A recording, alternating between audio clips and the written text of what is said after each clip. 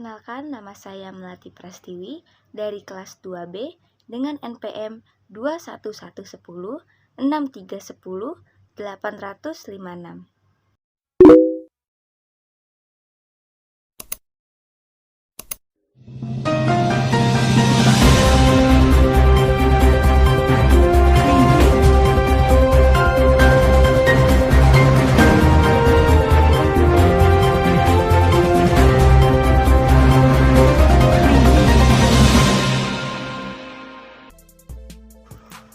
Selamat pagi, dan inilah Breaking News Pagi. Berita pagi ini diawali dengan dampak yang dirasakan warga Bali di sektor pariwisata akibat COVID-19. Setahun sudah pandemi COVID-19 merebak di Indonesia, termasuk Bali. Sejak pandemi diumumkan masuk ke Indonesia pada Maret 2020, perekonomian Bali yang menggantungkan pada sektor pariwisata seperti mati suri. Tak ada wisatawan asing datang ke Bali, membuat hotel kosong dan objek wisata sepi. Kondisi ini tercermin dari lenggangnya jalanan di kawasan Kuta, Badung, Bali. Misalnya di Jalan Bakung Sari, Kuta, deretan pertokoan banyak yang tutup. Jalanan lenggang dan tak ada lalu lalang wisatawan berjalan kaki seperti biasanya.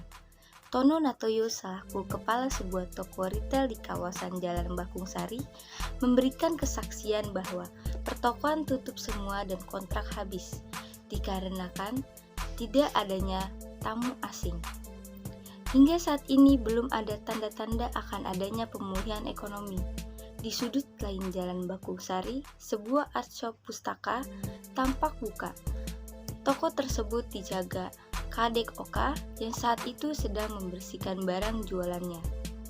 Ia mengaku membuka toko hari itu karena ingin bersih-bersih, sebab tak ada pelanggan yang masuk ke tokonya untuk membeli barang seni di pajangannya.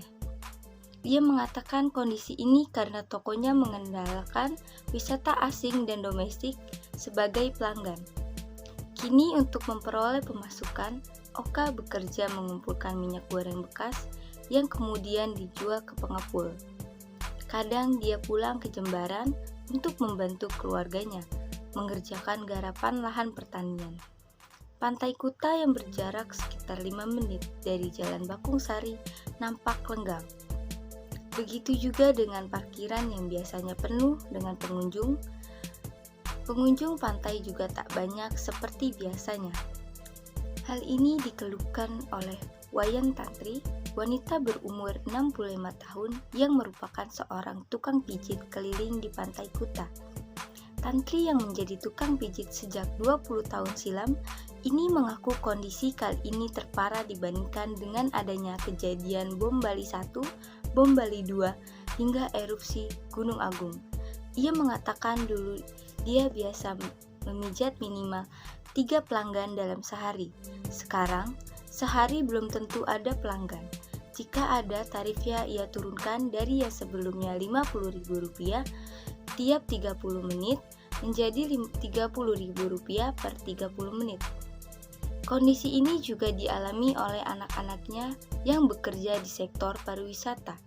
Mereka dirumahkan dari tempatnya bekerja dan mengisi kesibukan dengan menjual bunga hingga makanan.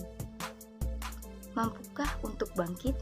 Wakil Ketua Bidang Budaya Lingkungan dan Humas Badan Pengurus Daerah atau BPD Perhimpunan Hotel dan Restoran Indonesia atau PHRI, Igusti Ngurah Rai Surya Wijaya mengatakan pandemi COVID-19 telah menghancurkan sektor pariwisata Bali.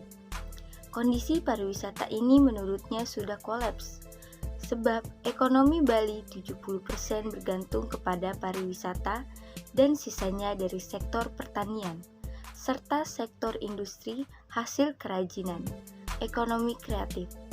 Ia menyebut di Bali ada sekitar 5.000 hotel yang 70%-nya berada di Kabupaten Badung. Hampir 50% hotel tersebut tutup operasional dalam kurun waktu setahun terakhir.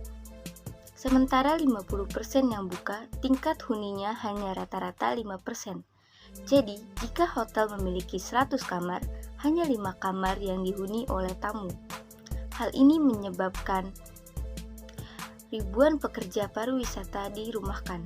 Pekerja di hotel dan restoran yang tergabung dalam PHRI yang dirumahkan mencapai 300.000 karyawan, transportasi 75.000 orang, dan industri 360.000 orang.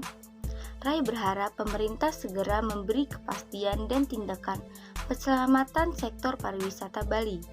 Rai menyarankan pemerintah segera menuntaskan program vaksinasi di Bali dengan sasaran 70% penduduknya.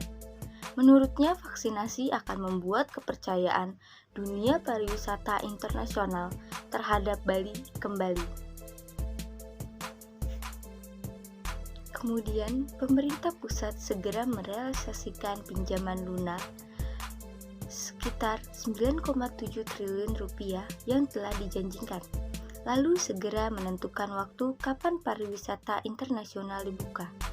Mengendalikan penyebaran COVID-19 di Bali. Jika pandemi terkendali, maka pariwisata internasional dibuka. Hal ini menurutnya bisa dilakukan bertahap dengan memberikan kuota ke negara-negara asal wisatawan. Sebelumnya, Gubernur Bali Wayan Koster mengaku telah merumuskan zona hijau pariwisata bersama sejumlah menteri. Zona hijau ini nantinya bisa dikunjungi oleh wisatawan domestik dan mancanegara. Koster menjelaskan, Bali menyiapkan 2 wilayah zona hijau COVID-19 atau Free Corridor, yakni di kawasan ITDC, Nusa Dua, Kabupaten Badung, dan Ubud di Kabupaten Gianyar, Bali. Untuk menyiapkan zona hijau ini, maka pekerja dan penduduk lokal di sektor wisata di 2 daerah itu harus divaksinasi. Koster mengatakan 2 wilayah ini membutuhkan sekitar 1.200 dosis vaksin untuk memulai FCC. Koster menargetkan program vaksinasi di 2 daerah ini selesai pada Maret dan saat ini pihaknya masih menunggu kedatangan vaksinnya. Jika sudah divaksin, maka nantinya akan dibuka untuk wisatawan domestik terlebih dahulu pada Mei 2021. Ia juga mengatakan pandemi COVID-19 harus ditangani dengan bijak jika ingin menggait wisatawan datang. Sebab, peningkatan kasus COVID-19 berdampak langsung kepada kepercayaan motivasi masyarakat untuk berkunjung ke Bali. Demikian Breaking News hari ini. Saya Melati Prastiwi, undur diri.